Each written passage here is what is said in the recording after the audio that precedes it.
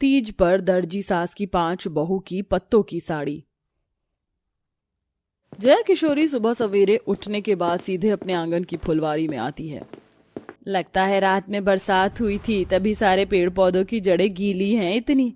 बूढ़ी जया किशोरी ऐसा बोल ही रही थी कि आसमान में घटाएं घिराती हैं और झमाझम की बारिश शुरू हो जाती है।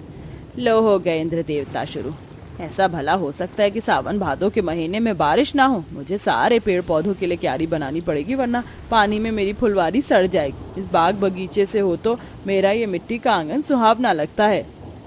जया खुरपे से क्यारी बनाने लगी। उस फूल पेड़ पौधों से उसे बहुत ज्यादा लगाव था। जया के 5 बेटे थे, जिनमें से 2 शादीशुदा थे और 3 कुंवारे थे। जया खुद एक दर्जी थी। वह एक से बढ़कर एक डिजाइनर कपड़े सिलती थी, मगर उसके यहाँ कपड़े सिलवाने आने वाले कस्टमर हर बार कपड़े सिलवा तो लेते, मगर पैसे देने में किचकिच करते थे। जया, ओ जया, अंदर ही है ना? हाँ जी, अंदर ही हूँ, आइए। अरे प्रेरणा जी, आप? हाँ, वो मुझको ना इस साड़ी का ब्लाउज बनवाना है, थोड़ा अर्जेंट है। आज में बना देना, कल शादी में पहनकर जाना है। प्रेरणा की साड़ी देखकर ललिता माधवी का दिल ललचा जाता है। अरे वाह बिना आंटी जी, आपकी साड़ी तो बहुत प्यारी है। कौन सी दुकान में से ली हो?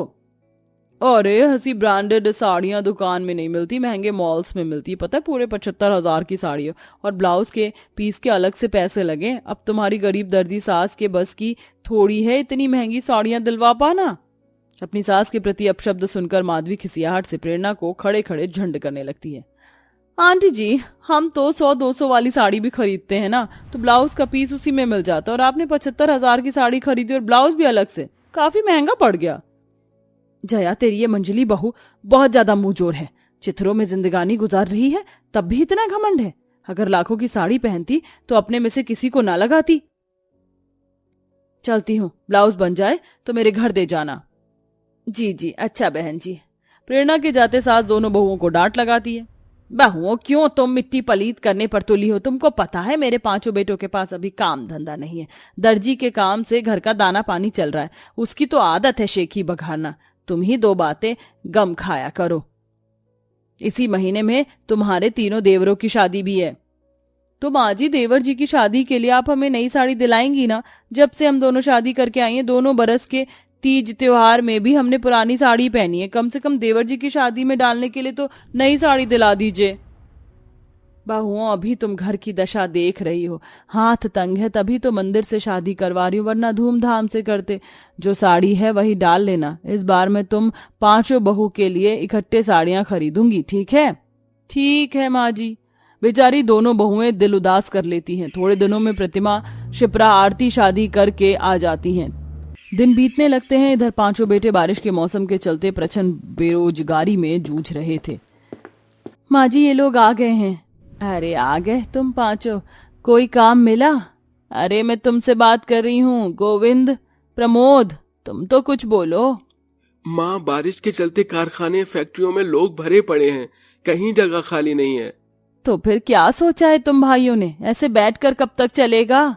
माँ, हम सोच रहे हैं शहर में जाके कमाएं। वहाँ एक आदमी का 9-10 हजार रुपए महीना मिल जाएगा। कुछ टाइम वहीं कमा कर फिर आ जाएंगे। बेचारी गरीब दर्जी सास को अपने बेटों से बिछड़ना पड़ेगा, ये सोचकर उसका कलेजा भारी हो जाता है। मगर वह अपनी 5 बहू का सोच कर कहती है, आज तक तुम 5 मेरी नजर से दूर नहीं रहे, मगर अब तुम 5 की पत्नी, कल को बाल बच्चे वाले भी होगे। इसलिए अगर तुम्हें परदेश जाकर कमाने से आगे का भविष्य सुधर सकता है तो जाओ मेरे लाल। 5 अपनी पत्नियों से विदाई लेकर शहर कमाने चले आते हैं। अब कुछ दिन बीतने के बाद हाट बाजार सावन के तीज व्रत के लिए सजना धजना शुरू हो जाता है। तभी सुबह सुबह शिप्रा आंगन बहार रही थी, तभी साड़ी वाला आता है। साड़ी ले लो, साड़ी, तीज की साड़ी, आओ आओ, एकदम नई डिजाइनदार साड़ी, ले लो साड़ी। बोलो तो दिखाऊं क्या बहन जी? अरे जेठानी जी, चलिए ना, कितनी सुंदर साड़ी है। वैसे भी तीज के त्योहार में दिन भी थोड़े रह गए। दरवाजे पर बेचने आया है साड़ी वाला, खरीद लेते हैं ना। हाँ चलिए ना, देखते हैं। साड़ी वाला 5 को साड़ियां दिखाता है और 5 रंग बिरंगी साड़ी चुन लेती हैं। भैया जी बताइए, कितना दाम हुआ 5 साड़ी का? 5 साड़ी के हो गए आपके 7,500। इतना महंगा दाम सुनकर 5 बहुओं का कलेजा मुंह को आ जाता है और आरती साड़ी लौटाते हुए दुख से बोलती है, रहने दीजिए भैया जी, मेरे पास तो 500 भी नहीं है पूरे। साड़ी वाला पिनक कर पांचों को बहुत खरी खोटी सुनाता है। अरे कैसे गरीब लुगाई हो, औकात एक पैसे की नहीं और 1500 की साड़ी पहनेंगी। आसपास की औरतें पांचों का बहुत मजाक उड़ाती हैं। अरे काम्या, देख देख जरा इस गरीब दर्जी सास की 5 बहू का मुंह तो देख, जलील होकर कैसा लग रहा है। इनकी हैसियत तो फटी पुरानी साड़ी पहनने की है। वैसे मेरी सास ने मुझे तीज के लिए बहुत महंगी साड़ी दिलवाई है। इस साल तो तीज में मैं ही चमकने वाली हूँ। अपनी बहुओं के उड़ते उपहास से जया को बहुत दुख लगता है। वह रात को अपने बकिया में आकर बहुत रोती है। सोचा था खर्च चलाने के बाद कुछ पैसे काट कर बचा लूंगी और अपनी 5 बहू को साड़ियां दिलवाऊंगी, मगर इस बार ज्यादा लोग तो रेडीमेड साड़ी ब्लाउज खरीद लाए। इस रेडीमेड कपड़ों ने तो मुझ गरीब दर्जी के हाथ काट दिए हैं। 2 दिन है तीज में, भगवान जी आप कोई रास्ता दिखाओ। तभी जैसे रात गहरी होती है, उसके आंगन में लगे पेड़ से रात रानी के फूल टपक टपक कर गिरने लगते हैं और काफी ज्यादा पत्ते भी टूट टूट कर गिर पड़ते हैं, जिससे आंगन भर जाता है और उस गरीब दर्जी सास को एक उम्मीद दिखाई देती है। मुझको ये ख्याल क्यों नहीं सूझा, मैं तो एक दर्जी हूँ, इन पत्तों की भी तो साड़ी बना सकती हूँ। मैं तीज वाले दिन अपनी बहुओं के चेहरे उदास नहीं होने दूंगी, 5 को नई साड़ी ही पहनवाऊंगी। जया सारी फूल पत्ती को टोकरी में इकट्ठा करके अंदर लाती और सारी रात जागकर अपनी बूढ़ी आंखें लगाए सवेरे तक पत्तों की एक साड़ी सिलकर तैयार कर देती है।